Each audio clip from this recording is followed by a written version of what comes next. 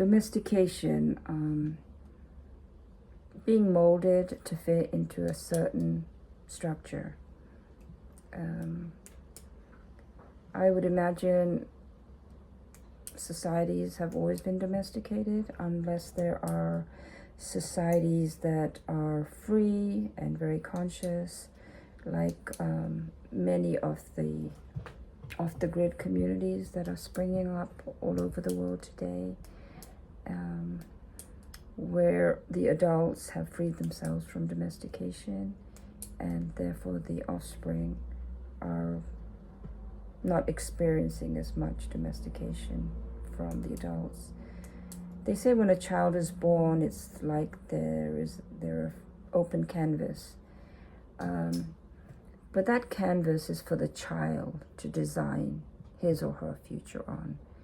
But unfortunately, I think the adults in the child's life think the canvas is for them to design the future for the child. So when people talk about domestication, the thing that first comes to mind is the Industrial Revolution, when the factories needed workers. So therefore the school system or the education system was geared to producing workers for the factories, and they wanted them to be in a certain way. Other ways of domestication, I don't know if this would be accurate, but I'm thinking of sports.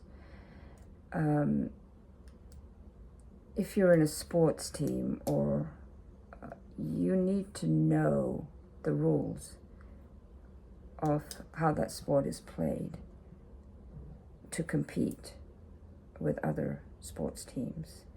So I'm not sure if that is an example of domestication. Now every time I think of something, then I'm thinking about the flip side. So like you could be domesticated in a community or society and given the parameters for how to stay safe in that community. If you're in the jungle, I guess you need to stay safe from animals and predators. But if you're in a true undomesticated community, why would you need to live in fear of the other human beings in your community? Let's see, domestication. So other examples of being domesticated is to fulfill roles that maybe people have to fulfill, like getting married, having kids. And each culture has their own process of domestication. So what is okay in one society may not be okay in another society, and that can be pretty confusing. And I've lived in lots of different cultures, so I find that confusing.